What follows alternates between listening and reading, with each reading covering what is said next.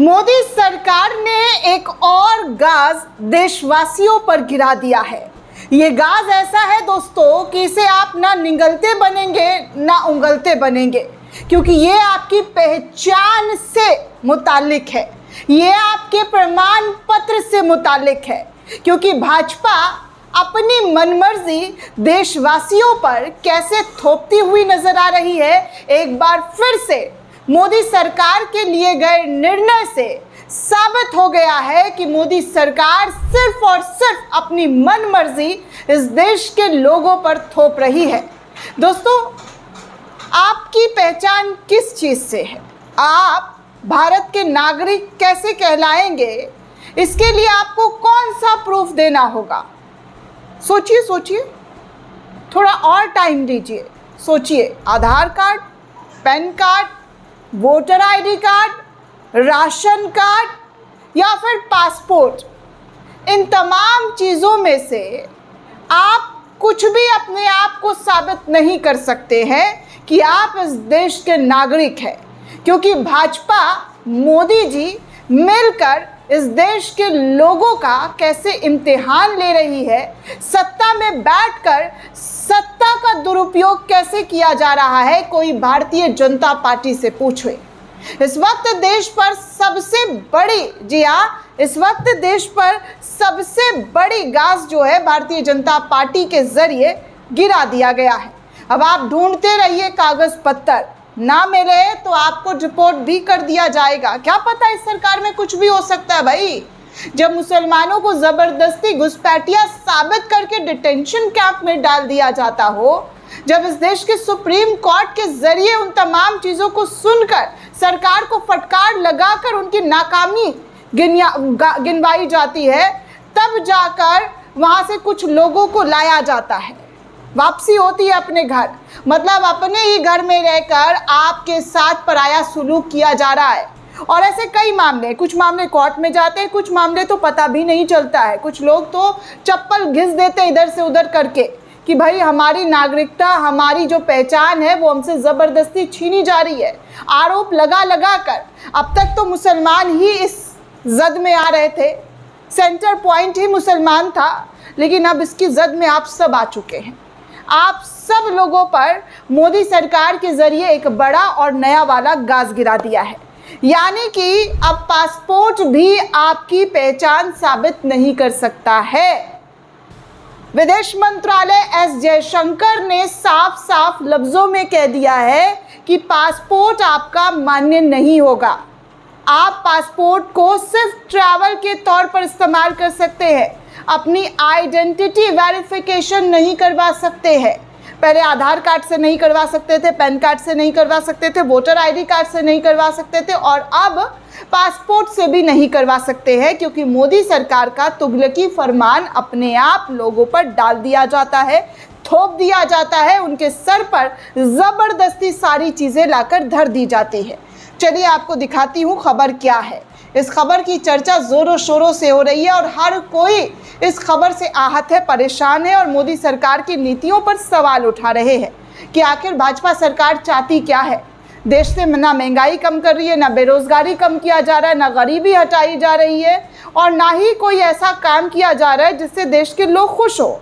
राम मंदिर में तो घोटाला कैसा कैसा हो चुका है कि अब चंपत राय को लेकर भी तमाम तरीके की खबरें निकलकर सामने आने लगी है।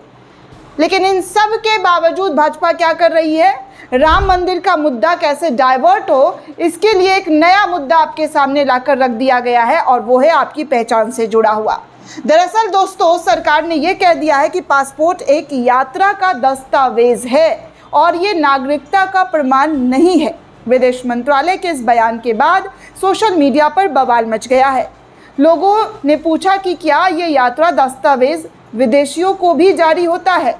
शिवसेना यूटीबी नेता आदित्य ठाकरे ने MEA और कितना बेतुका साबित होगा।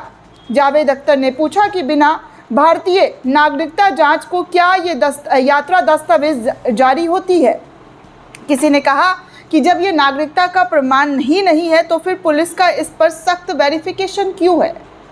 कई लोगों ने सवाल उठाया कि अगर पासपोर्ट नागरिकता का प्रमाण पत्र नहीं है तो फिर आखिर भारतीय नागरिकता साबित करने का दस्तावेज कौन सा है।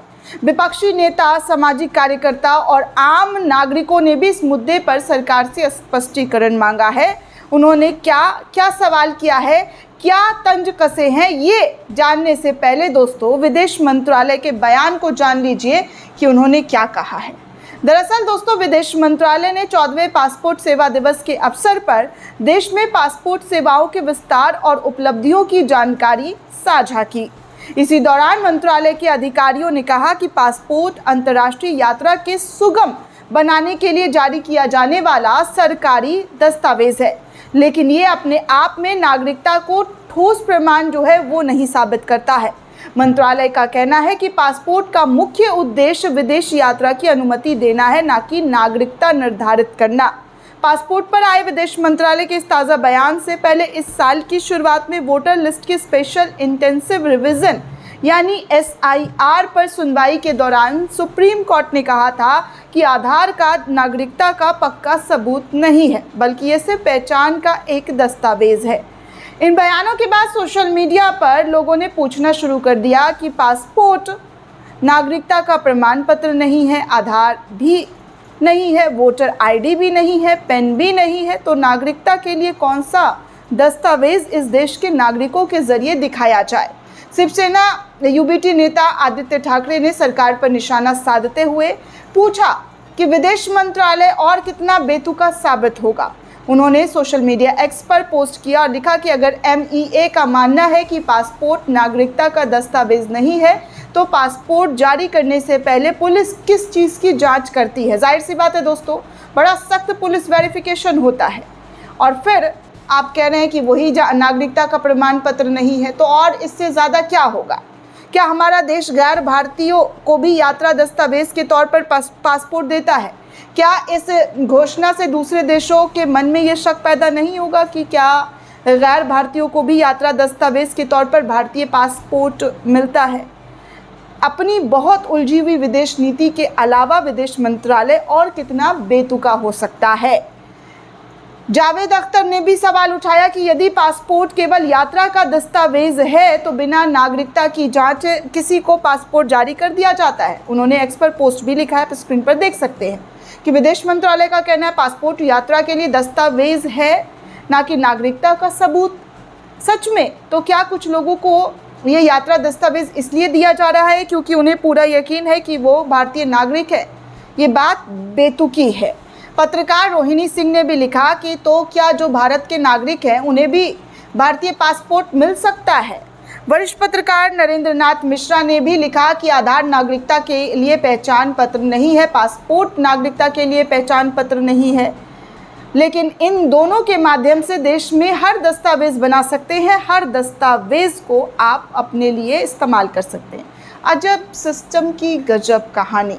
कुछ लोगों ने तो ये तक कह दिया दोस्तों कि नागरिकता साबित करने के लिए क्या सिर्फ भाजपा का, जी हाँ, भाजपा की सदस्यता काम आएगी क्या इस देश में?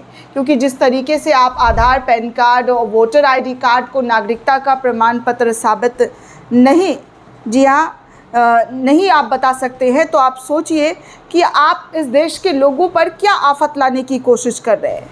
मतलब आप अपनी सुविधा के अनुसार लोगों के साथ खेल करने की कोशिश कर रहे हैं। एक खेल तो राम मंदिर पर चल ही रहा है दोस्तों कि अयोध्या में राम मंदिर बनाकर जो राम को लाए थे हम उनको लाए हैं जैसा नारा दिया गया, लेकिन लूट की ऐसी ऐसी दास्तां दिखाई और सुनाई दी जा रही है दोस्तों कि मैं क्या बताऊं। देखिए आपके सामने अरविंद केजरीवाल ने ट्वीट किया अभी थोड़ी देर पहले, राम मंदिर ट्रस्ट की ज़मीन पर खरीद पर बड़ा खुलासा। श्री राम मंदिर की चढ़ावे में हुई गड़बड़ियों की जांच कर रही SIT को आज आप के सांसद संजय सिंह ने पेश होकर ज़मीनों के घोटाले के सबूत सौंप दिए। सोचिए, सबूत भी सौंप दिए जा रहे हैं, लेकिन फिर भी इसके बावजूद हो क्या रहा है? कुछ नहीं।